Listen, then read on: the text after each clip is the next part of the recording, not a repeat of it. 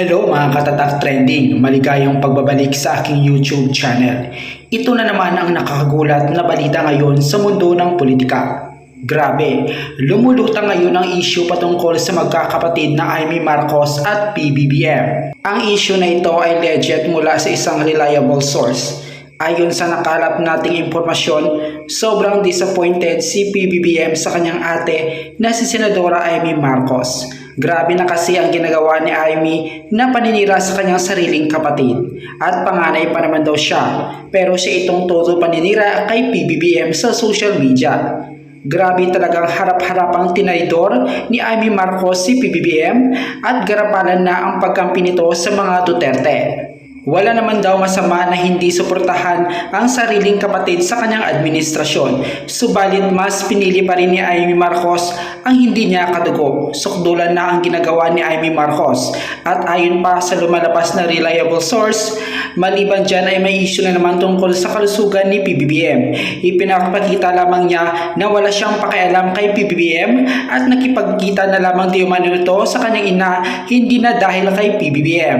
Pero yung mga anak lamang ni Senadora Amy Marcos ang umaattend kapag may mga okasyon at hindi nakasama si Amy pa. Dahil sa bibig na din mismo galing ni Amy Marcos na non-existent na ang relationship nila ni PBBM. Kaya naman nang nalaman ni PBBM na ganyan na ang pinagsasabi ni Amy ay labis na nadismaya si PBBM. Sinabi ito mismo ni Yusek Castro sa harap ng media. Ayon sa mga netizens, sobra na daw talaga ang ginagawa ni Senator Amy Marcos para sa kanyang kapatid. Dahil nga kaya nitong itakwil ang sariling dugo. Talagang garapada na di umano ang pagiging Duterte ni Amy Marcos kung ano-ano na ang ginagawang paninira sa kapatid nito. Isa na dito ang di umano paggamit ni PBBM ng ipinagbabawal na gamot na kung saan wala naman siyang pruweba na kung saan binanggit pa nga ito mismo ni Amy Marcos sa kanyang speech sa pagtitipon ng Iglesia ni Cristo. Sinabi din niya na pabalik-balik daw sa ospital si PBBM at totoong may sakit ito. Grabe, natuklasan pa na gusto pala di umano ni Senator Amy Marcos na pag nanalo si PBBM sa pagiging president ay siya ang magpapatakbo sa administrasyong Marcos. Ibig sabihin ang mga appointment sa mga kabinete may sign niya, mga pondo may sign niya para malaki di umano ang share nito. At sa election 2028 gusto niya si Sara maging presidente at siya maging vice president. Pero di natupad nga ang ambisyon niya dahil hindi ito pinayagan ni PBBM.